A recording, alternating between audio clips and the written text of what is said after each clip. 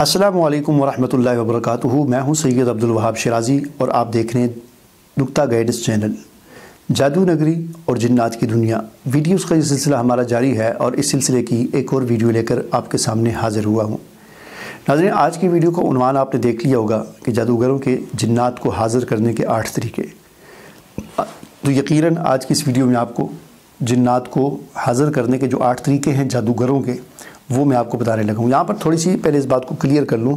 कि जिन्नात की एक हाज़िरी होती है मरीज़ पर, यानी कोई मरीज़ होता है, किसी के साथ जिन्नात का मसाइल होते हैं, तो उस पर जो हाज़िरी होती है वो मरीज़ जो की ज़ुबान से जो जिन बोलता है, जो भी एक वो हाज़िरी होती है। मैं उस हाज़िरी की बात नहीं कर रहा कि मरीज़ पर जिन कैसे हाज़िर किया जाता है। मैं उस हाज़िरी की बात कर रहा हूँ कि जादूगर जादू करने के लिए जिन्नात को कैसे हाज़िर करता है और फिर उसको आर्डर देता है कि फ़लाँ बंदे के साथ ये कर लो, फ़लाँ बंदे के साथ ये कर लो। जो जादूगर जिनको हाज़िर करके जो जादू करता है, तो वो हाज़िरी कैसे होती है, उसके 7-8 तरीके हैं, वो आज की इस वीडियो में आपको बताने लगा हूँ। और बड़े भयानक किस्म के तरीके हैं, आप देखें और इसमें इंशाल्लाह आपको बड़ी रहनुमाई मिलेगी। पहली बात तो ये समझ लें कि जादूगर जिन्नात को हाज़िर जो करता है, ज़ाहिर बात है उसके लिए उसको पहले कुछ काम करना पड़ता है, कुछ ऐसे तरीके या कुछ इस किस्म की चीज़ें, कुछ ऐसा चिल्ला फूक करना पड़ता है जिससे उसका राब्ता होता है शैतानों के या जिनों के एक कबीले के सरदार के साथ। उनके लाखों कबीले हैं, तो किसी कबीले के सरदार के साथ उसका राब्ता होता है। और आप जानते हैं कि कबीले का जो सरदार होता है, उसके कबीला पूरा उसका मातहत होता है, बिल्कुल ऐसे ही जैसे फ़ौज होती है, तो उसका जो आर्मी चीफ़ है तो पूरी फ़ौज उसके मातहत है। कोई फ़ौजी गड़बड़ करेगा तो उसको सज़ाए मौत हो जाती है, जो भी उसको सज़ा मिलती है, ठीक है। बिल्कुल ऐसे ही कबाइली निज़ाम जिन्नात के अंदर आज भी है। वो इंसानों की तरह इस तरह बिल्कुल नहीं है, उनका वही निज़ाम है जो पुराना इंसानों का होता था। कबाइली सिस्टम है, कबीले का जो सरदार है वो किसी भी शख्स के साथ जो फ़ैसला करे, जो हुक्म करे, उसको मानना उसके लिए ज़रूरी होता है। तो जिन्नात के अंदर यही सिस्टम है। तो जादूगर कुछ तलसम पढ़ता है, कुछ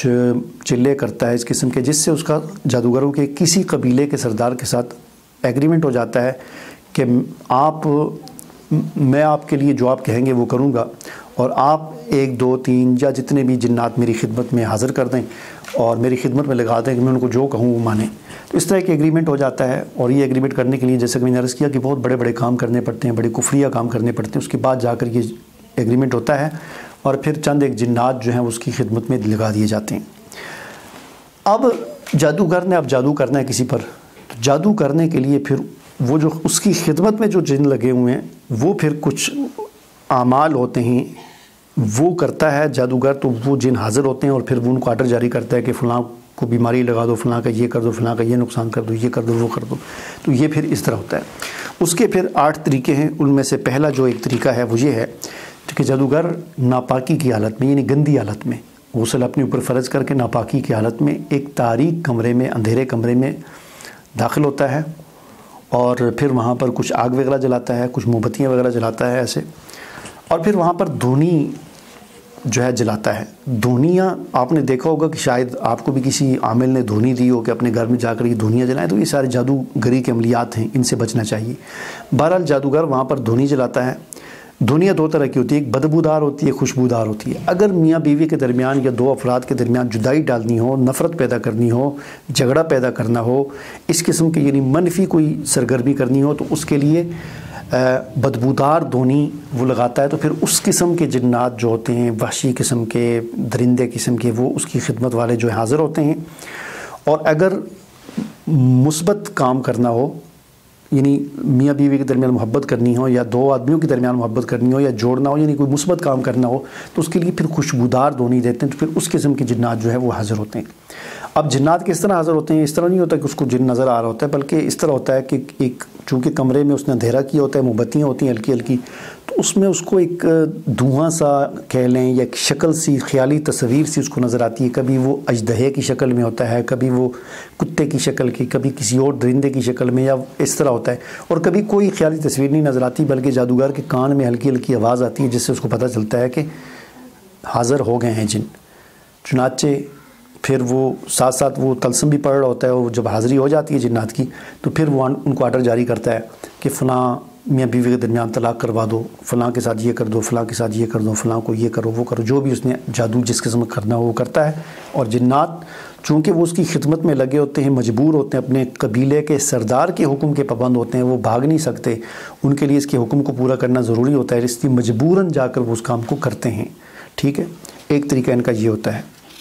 دوسرا طریقہ ان کا یہ ہوتا ہے کہ جادوگر کسی فاختہ کو، کسی پرندے کو، کوے کو، کالا مرغا، کالی بکری، عام طور پر کالی چیزیں منگواتے ہیں چونکہ جنات کو کالا رنگ بہت پسند ہے،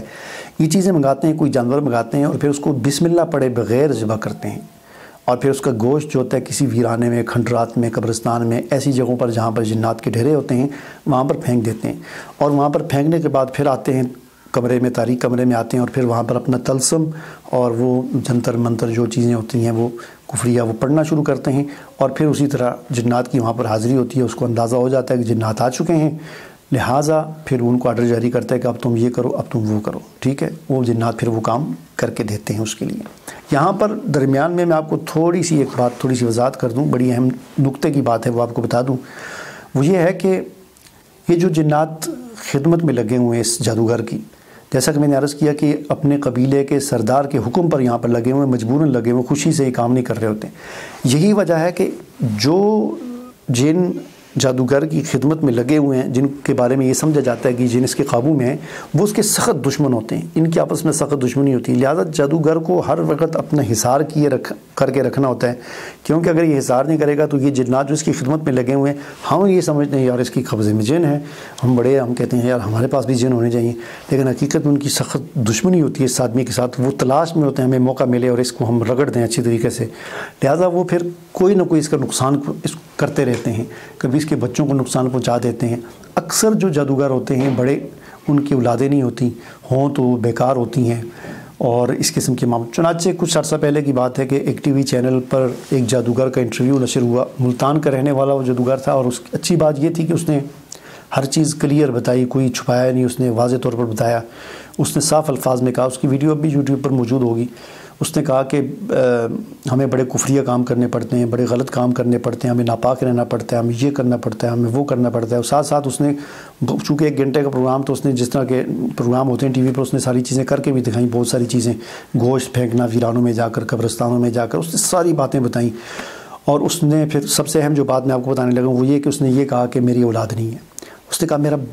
میری بھی خواہش ہے کہ جس طرح باقی لوگوں کی اولاد ہو، میری بھی اولاد ہو، لیکن میری اولاد نہیں ہے، اور نہ اس نے کہا ہو سکتی ہے، کیونکہ جو کام میں کر رہا ہوں اس میں اولاد نہیں ہو سکتی، جن جو ہیں جو ہماری خدمت میں لگے ہوئے ہیں، کام کر رہے ہیں، لیکن وہ ہمارے دشمن ہوتے ہیں اصل میں، تو وہ ہماری اولاد کو ماں کے پیٹ میں ہی مار دیتے ہیں یا اور اس طرح کرتے ہیں۔ بہرحال یہ 2 طریقے ہو گئے۔ تیسرا طریقہ یہ ہے کہ جادوگر جس پر اللہ کی لعنت ہو، لعنت اللہ علیہم، اور اللہ تعالیٰ ان کو تباہ و برباد کرے، یہ اس طرح کرتے ہیں کہ قرآن مجید کو جوتا بنا کر اپنے پاؤں پر پہنتے ہیں، اور پھر چلے جاتے ہیں باتھ روم میں، لیٹرین میں، اور وہاں پر گندگی میں جا کر پھر وہ طلسم پڑھتے ہیں، وہ جنتر جو کچھ کلمات ہوتے ہیں وہ پڑھتے ہیں، اور پھر وہاں پر جنات کی حاضری ہوتی ہے، پھر ان کو آرڈر جاری کرتے ہیں کہ تم یہ کرو وہ کرو۔ جتنا بڑا کوئی کام کرنا ہوتا ہے جادوگر نے، کسی بندے کا جتنا بڑا کام کرنا ہوتا ہے، اس کے لیے اس کو اتنا بڑا کفری حرکت کرنی پڑتی ہے، تب جا کر وہ پھر وہ کام ہوتا ہے۔ چنانچہ بعض اوقات ان کو اپنی محرم عورتیں جو ہوتی ہیں، بیٹی، بہن، ماں وغیرہ، جو دیگر کوئی محرم عورتیں، ان کے ساتھ زنا بھی کرنا پڑتا ہے کسی بڑے کام کرنے کے لیے، ٹھیک ہے۔ مثال کے طور پر کوئی آدمی ان کے پاس آئے، اس نے کہا کہ مجھے فلاں کام کر کے دے دو، کوئی بہت بڑا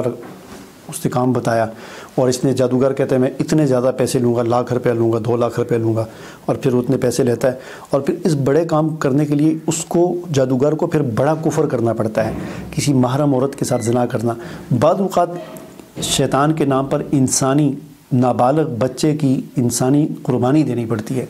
چنانچہ وہ کسی جادوگر کیا کرتا ہے، کسی بچے کو اغوا کرتا ہے، نابالغ بچے کو یا بچی کو اغوا کرتا ہے، اس کے ساتھ جنسی زیادتی کرتا ہے، اور پھر اس کو آخر میں شیطان کے نام پر قربان کر دیتا ہے، قتل کر دیتا ہے، گلا دبا دیتا ہے یا ذبح کر دیتا ہے، جو بھی کرتا ہے اس کو مار دیتا ہے۔ تو یہ قربانی ہوتی ہے انسانی جان کی، یہ بہت بڑا، اس سے شیطان بہت خوش ہوتے ہیں، پھر بڑے بڑے کام اس کو کر کے دیتے ہیں جادوگر کو۔ یہی وجہ ہے کہ ہمارے ملک میں روزانہ جو ہے 5 سے 6 بچے اغوا ہوتے ہیں۔ 2019 میں پورے پاکستان میں جتنے بچے اغوا زیادتی کے بعد قتل ہوئے، ان کی جب ٹوٹل نکالا گیا تو اوسطاً 5 سے 6 بچے پورے پاکستان سے روزانہ اغوا ہوتے رہے، لیکن میڈیا پر کبھی کبھی کوئی ایک آدھ کی خبر آ جاتی ہے۔ تو یہ اکثر یہ واقعات جو ہوتے ہیں جادوگر کرتے ہیں، شیطان کے نام پر انسانی بچوں کی قربانی دیتے ہیں اور اس قسم کے واقعات یہ کرتے ہیں۔ تو ایک ان کا طریقہ یہ ہے۔ چوتھا طریقہ ان کا یہ ہوتا ہے کہ یہ خاص قسم کے ستارے کے انتظار میں ہوتے ہیں۔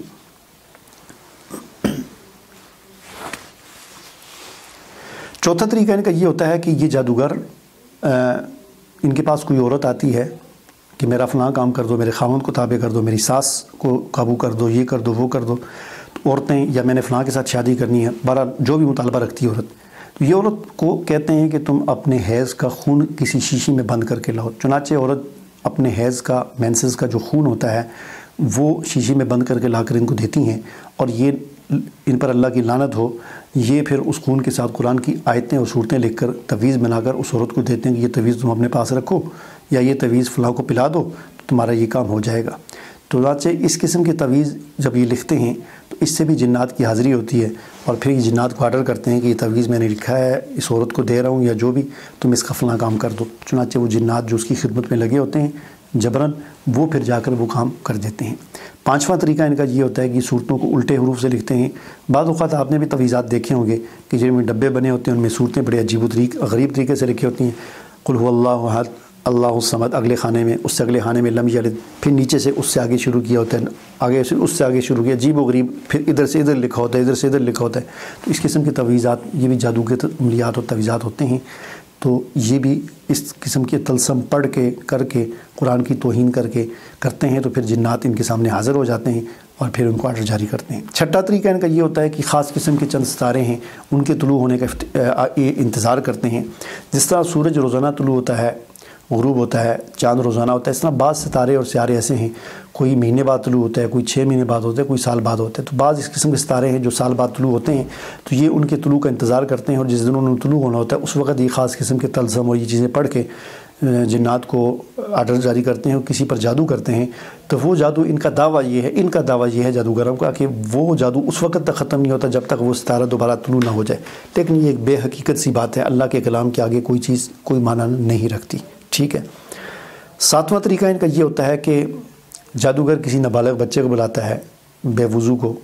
اس کے ہاتھ پر ایک جو ہے وہ طلسم بناتا ہے، ڈبہ بناتا ہے، اس کے ارد گرد طلسم لکھتا ہے، بیچ میں کوئی روشنائی وغیرہ نیل گون چیزیں پتے وغیرہ رکھتا ہے، اور پھر اس کے اوپر کپڑا ڈال دیتا ہے، بچے کے اوپر چادر ڈال دیتا ہے، اندر اندھیرا ہو جاتا ہے، اس کو کہتا ہے تم نے اپنی ہتھیلی پر دیکھنا ہے، تو اندھیرا ہو جاتا ہے، وہ نیل گون سی روشنائی اس کی ہتھیلی میں ہوتی ہے، تو اس کو کچھ دیر کے بعد اس اندھیرے میں کچھ روشنی نظر آتی ہے بچے کو،